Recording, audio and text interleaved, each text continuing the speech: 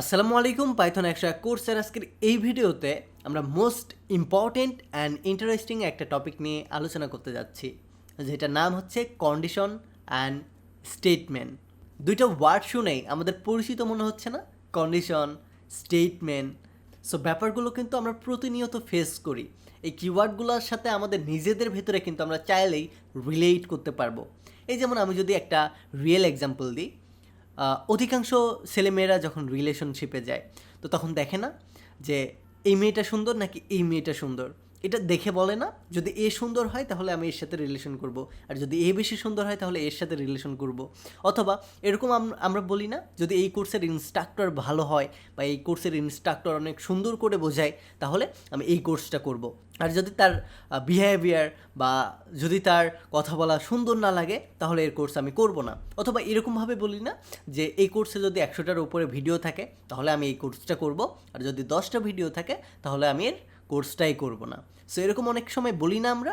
So এই যে real লাইফে যে কন্ডিশনগুলো আমরা অ্যাপ্লাই করি বা যে কন্ডিশনগুলো আমরা ব্যবহার করি, সেমভাবে প্রোগ্রামিং ল্যাঙ্গুয়েজের ভেতরেও আমাদের এরকম কন্ডিশন ইউজ করতে হয়। এই যেমন কোনো একটা প্রোগ্রাম, সে আপনি আপনার ওয়েবসাইটে যদি 100 জন ইউজার হয় তাহলে আপনি একটা কংগ্রেচুলেশন মেসেজ দেবেন যে আমরা 100 জন ইউজার রেজিস্টার করেছি সাকসেসফুলি। সো এই জায়গায় কিন্তু আমরা একটা কন্ডিশন অ্যাপ্লাই করতে পারবো। যদি 100 ইউজার রেজিস্ট্রেশন করে তাহলে আমাদের একটা সাকসেসফুল মেসেজ দিবে বা একটা কংগ্রেচুলেশন মেসেজ দিবে। আর যদি না হয় তাহলে আবার আমাদের একটা কন্ডিশন দিবে, যেটা হচ্ছে যে তোমাদের এখন পর্যন্ত হয় নাই বা কোনো কিছুই দিবে না, মানে কিছু একটা বলবে বা কিছু বলবে না। সো এই যে একটা মিল আছে না বোঝানোর ক্ষেত্রে বা লজিক্যাল ব্যাপার স্যাপার একটা জিনিস আছে না, এইটার জন্যই মূলত এটাকে কন্ডিশন বলা হয়। আর কন্ডিশনের ভেতরে আমরা যে জিনিসটা বলি এটাকে মূলত বলা হয় স্টেটমেন্ট। অর্থাৎ কন্ডিশনটা হচ্ছে হয় এটা হবে না এটা হবে, যদি এটা হয় তাহলে এই স্টেটমেন্টটা হবে, অর্থাৎ এটা দেখব আমরা। তো এই জিনিসটা এইভাবে বললে হয়তো রিলেট করতে পারবেন না। সো এটার জন্য আমরা আমাদের ডকুমেন্টেশনে যাব এবং ডকুমেন্টেশনে আমরা কিছু ইম্পর্টেন্ট কিওয়ার্ড সম্পর্কে জানার পরে আমরা সরাসরি কোড এডিটরে গিয়ে আপনাদের এক্সাম্পল সহকারে দেখাবো, তাহলে সেই জিনিসটা বেশি বুঝতে পারবেন। ওকে, তো সবার শুরুতে আমাদের পাইথনের কন্ডিশন অ্যান্ড ইফ স্টেটমেন্ট নিয়ে আমাদের কাজ করার জন্য আমাদের এই কয়েকটা জিনিস সম্পর্কে অবশ্যই জানতে হবে। যেমন ইকুয়াল। ইকুয়াল বলতে আমরা ডাবল যে ইকুয়ালটা আছে এই ইকুয়াল সাইনকে বুঝি। নট ইকুয়াল এটা বলতে আমাদের যে এক্সক্লেমেটরি অ্যান্ড ইকুয়াল সাইনটা আছে এই দুটাকে বুঝি। লেস দেন যেটা মূলত আমাদের এই সিম্বলটাকে বুঝি। Then greater than or equal to এটা বলতে আমাদের লেস দেন এবং ইকুয়াল সাইনটাকে বুঝি। এবং গ্রেটার দেন যেটা আমরা এই সিম্বলটাকে বুঝি, এবং greater than or equal to এটা বলতে আমরা এই যে চিহ্নটা আছে বা এই যে সিম্বলটা আছে এই দুইটা সিম্বলকে বুঝি। সো এখন অনেকেই বলতে পারেন এই এই জিনিসগুলো আসলে কি, এই জিনিসগুলো দিয়ে অ্যাকচুয়ালি করবোটা কি আমরা, রাইট? সো এই জায়গাতে আমি একদম আমার নিজের ভাষায় এক্সাম্পল দিই তাহলে বুঝতে পারবেন বেটারভাবে। সো এই জায়গাতে এ এবং বি দুইজন হচ্ছেন আপনারা বন্ধু। এতে আহাদ, বিতে সে ববি। সো দুই ফ্রেন্ড। এখন এই দুই ফ্রেন্ড বলতেছে আমার বয়স 19, বিও বলতেছে আমার বয়স 19। সো এইটা যখন বলতেছে তখন দুজন মিলে চিন্তা করতেছে তাহলে আমরা ইকুয়াল, মানে আমরা সমান সমান। সো এই যে যে জিনিসটা বলতেছে এটাকে বলা হয় ইকুয়াল টু বা ইকুয়াল। অ্যান্ড এইটার পরে এ এবং বি এ জায়গায় বলতেছে যে আহাদ বলতেছে না তোর বয়স এবং আমার বয়স সমান না। সো এই জায়গায় হয় বি বলতেছে না তোর বয়স আর আমার বয়স সমান না, অথবা এ বলতেছে না তোর বয়স আর আমার বয়স সমান না। সো এই যে দুই জায়গার দুইজনের কোনো একটা মিলে নাই, মানে দুইজনের ভিতরে কোনো মিল না থাকাকে বলা হয় not equal. And then less than বলতে বি আর এ বলতেছে যে আমি তোর থেকে বড়, অর্থাৎ এ কে বি বলতেছে আমি তোর থেকে বড়। এই সাইডে মুখ করে থাকা মানে এটাকে বলে বি, মানে যে সাইডে মুখ করে থাকবে সেটা বড়, আর যে সাইডে এই দিকটা করে থাকবে তাকে বলবে ছোটো। বুঝতে পারলেন? লেস দেন বলতে আমরা বুঝি যে সাইডে লেস দেনটা থাকবে এটা বড়, আর যে সাইডে এই দিকটা থাকবে সেটা ছোটো। ওকে, সো বি বলতেছে যে না আমি তোর থেকে বড় আর তুই আমার থেকে ছোটো।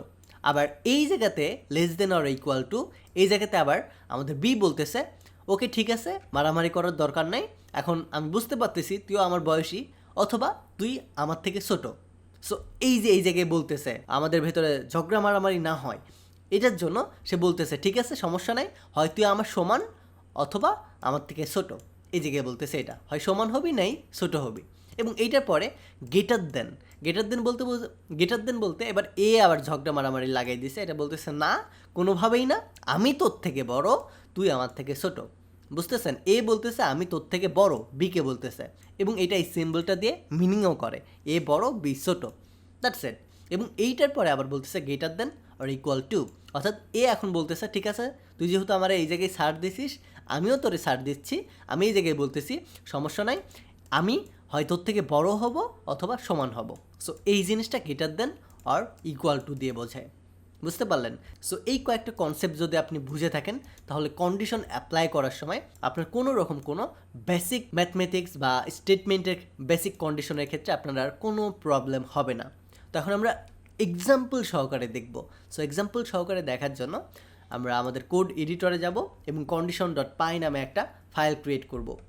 এই জায়গাতে আমরা একটা এক্সাম্পল দেব যে a ইজ ইকুয়াল সে 40 এবং b is equal say 80।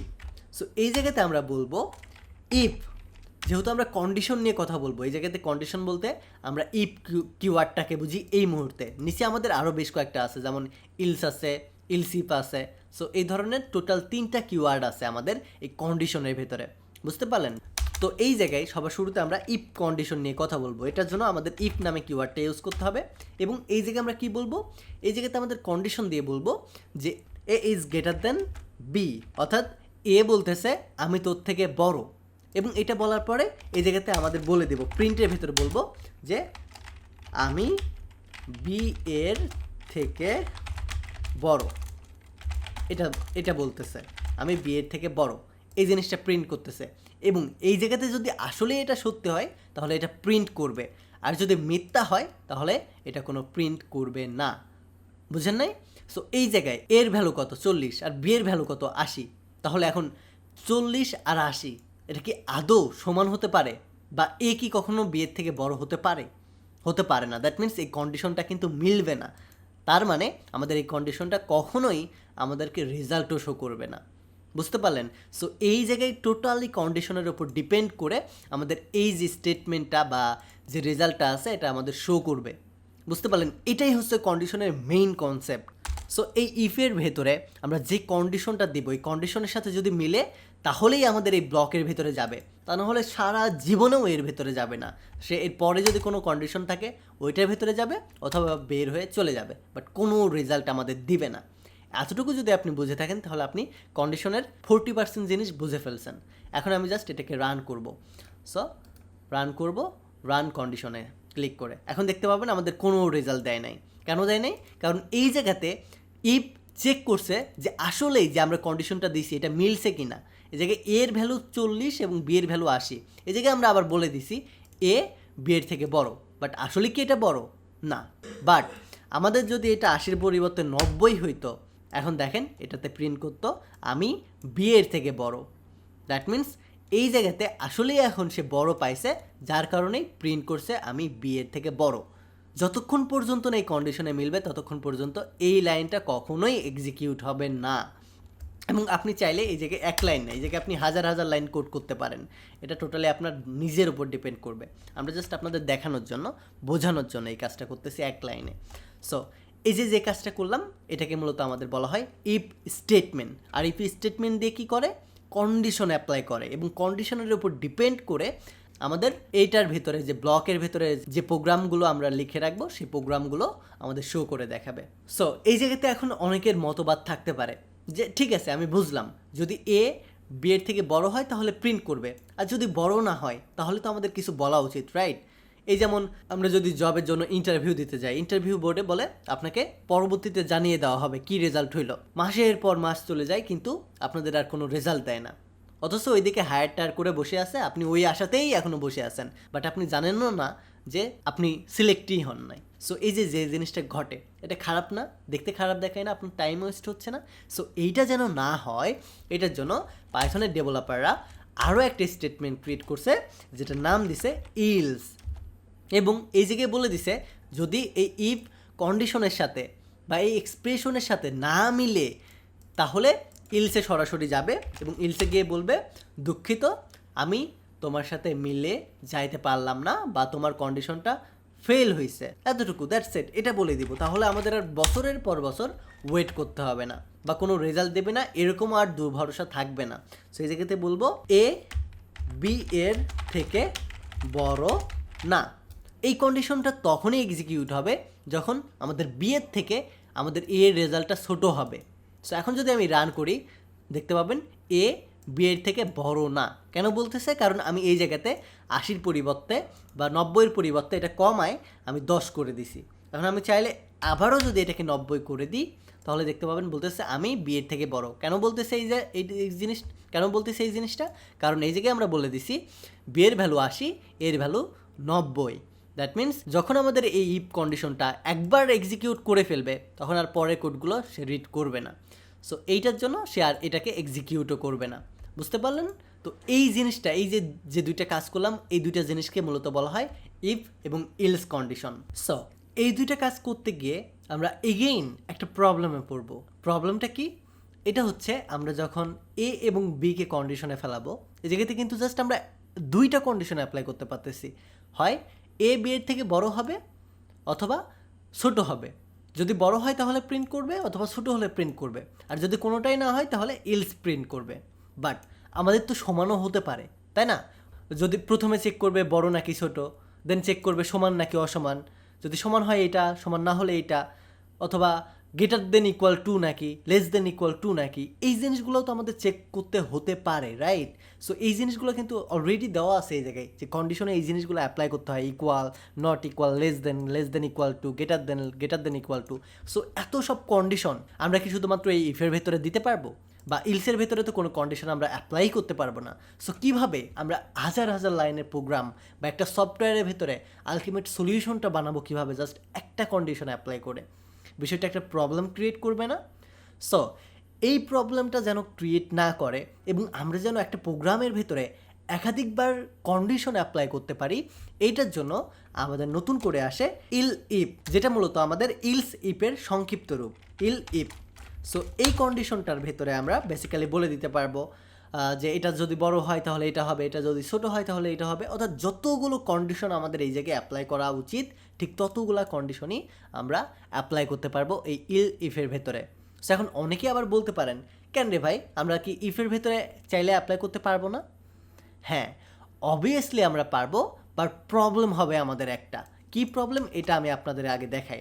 So যখন আমরা ইফ কন্ডিশনটা বারবার ইউজ করব এইভাবে, সো এটা হচ্ছে বড় অথবা ছোট অথবা নট ইকুয়াল অথবা ইকুয়াল, আমরা 4টা কন্ডিশন অ্যাপ্লাই করবো এই জায়গাতে, অথবা ইকুয়াল। সো এই জায়গাতে আমরা 4টা কন্ডিশন অ্যাপ্লাই করলাম, এ বি এর থেকে বড় অথবা এই জায়গাতে বি এ এর থেকে বড় অথবা এ বা বি কোনোটাই সমান না, কোনোটাই ঠিক না এটা, অথবা এ বি ইকুয়াল, অর্থাৎ দুইটাই সমান, দুইটাই সমান, এটা বলে দিলাম। আর না হলে এ বি এর থেকে বড় না। সো এই কন্ডিশনটা বলবে। এখন যদি আমি এটাকে রান করি তাহলে দেখতে পাবেন আমি বি এর থেকে বড়, কোনোটাই ঠিক না, এ বি এর থেকে বড় না। সো কতগুলো কন্ডিশন কিন্তু আমাদের অ্যাপ্লাই করে দিচ্ছে এই জায়গাতে। বাট আমাদের এরকমটাই তো হওয়া উচিত, রাইট? যেখানে গিয়ে থামবে, একটার পরে গিয়ে জাস্ট ব্রেক করে দেবে। এই জিনিসটা আর কোনো কিছু রিলেটই করবে না, এই জিনিসটার কোনো কিছু অ্যাপ্লাই করবে না। ইফ ইলস কন্ডিশনের মেইন উদ্দেশ্যটাই তো এটা, রাইট?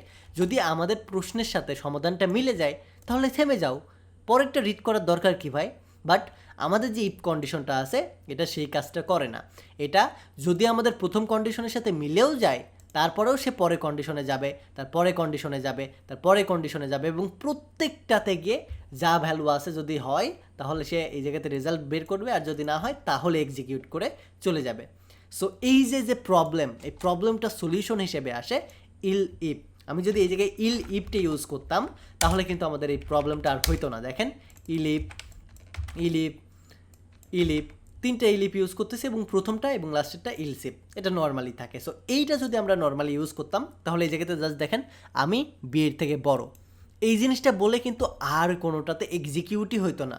বাট এই জিনিসগুলোও কিন্তু ঠিক আছে যে এ বি সমান বা এ বি সমান না। সো এখন দেখেন শুধুমাত্র আমাদের একটা রেজাল্ট দিয়ে বাকি জিনিসগুলো কিন্তু সে ইগনোর করছে, কোনো জিনিস কিন্তু সে প্রিন্টই করে নাই আর। বাট যখনই আমরা ইফ ইউজ করতাম তখনই কিন্তু আমাদের এটা প্রিন্ট করতো, এটা প্রিন্ট করতো। কেন প্রিন্ট করতো? কারণ এ বিয়ের থেকে বড়, এটা ঠিক। কারণ আসলেই এর ভ্যালু এখন বিয়ের থেকে বেশি, তার মানে এটা প্রিন্ট করবে। প্রিন্ট করার পরে শুধুমাত্র ইফ থাকলে এই জায়গায় এসে এই জায়গায় এই কন্ডিশনটা দেখতো, এ বিয়ের থেকে ছোটো, সো এটা হইতো না। সো এই জায়গায় না হয়ে এটাকে পার করে আবার এই জায়গাতে আসতো, এ বিয়ের থেকে এ এবং বি সমান নয়। সো এই জায়গাতেও দেখেন এ এবং বি সমান নয়, তাহলে এই কন্ডিশনটাও কিন্তু আমাদের মিলে যাইতো। সো এই জিনিসটা কিন্তু সে আবার প্রিন্ট করতো। সো একটা প্রোগ্রামের ভিতরে যদি অনেকগুলো কন্ডিশন মিলে যায় তখন মারামারি লেগে যাবে না? সো এটা যেন না হয়, এটার জন্য ইফ এই কন্ডিশনটা অ্যাপ্লাই করা হয়। অর্থাৎ যদি আমাদের মিলে যায় তাহলে একটাতেই মিলবে, পরেরগুলো যদি মিলেও যায় তাহলে আর সেগুলো এক্সিকিউট করবে না, একটাই মিলে একটাই রেজাল্ট দিবে। সো এই জন্যই মূলত আমাদের ইলস ইফ এই দুটাকে একসাথে করে সমন্বয়ে ইলিপ করা হয়, এবং এই ইলিফের ভেতরে আমরা যাবতীয় কন্ডিশন অ্যাপ্লাই করতে পারবো।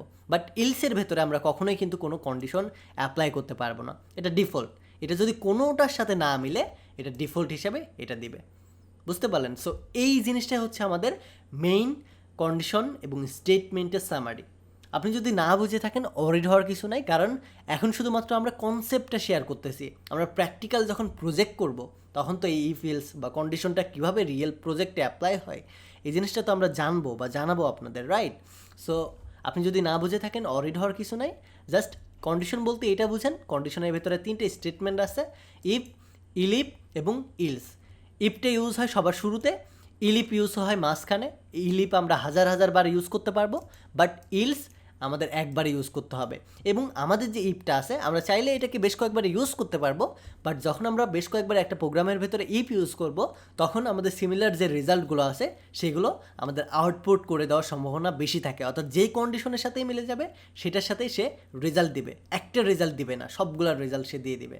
সো এটার জন্য ইফ কন্ডিশনটা আমরা একবারই অ্যাপ্লাই করব, সেটা শুরুতে, আর এলস কন্ডিশন একবারই অ্যাপ্লাই করব শেষে। আর বাকি মাঝখানে যতগুলো কন্ডিশন লাগে, এটা সমান হোক সমান না হোক, ছোটো হোক বড় হোক, যেটাই হোক, মাঝখানে যত কন্ডিশন থাকবে এটা থাকবে ইফের ভেতরে। That's it. এই 3টা পয়েন্ট যদি আপনি বুঝে থাকেন দ্যাট মিনস আপনি কন্ডিশনের 80% বুঝে গেছেন। এতটুকু বুঝলেই আজকের এই ভিডিওটা সার্থক। তো এই ভিডিওটা এ পর্যন্তই থাকবে। এই ভিডিও সম্পর্কে আপনার কোনো সাজেশন থাকলে অবশ্যই কমেন্ট করে জানাবেন। আমাদের এই স্পেশাল পাইথন 101 কোর্সটি সফলভাবে আপনাদের উপহার দেওয়ার পেছনে স্টাডি মার্টের এআই কুইজ টিমের অনেক বেশি ভূমিকা আছে। আপনি যদি data science, machine learning, cloud computing এবং এ ধরনের সিকিউর ক্যারিয়ার পাইথনের ওপর বিল্ড করতে চান তাহলে aiQuest is the best solution. তাদের কোর্সের সম্পর্কে বিস্তারিত জানতে ভিজিট করুন aiQuest.org। ডিসক্রিপশন এবং কমেন্ট বক্সে লিঙ্ক দেওয়া থাকবে। Take a risk.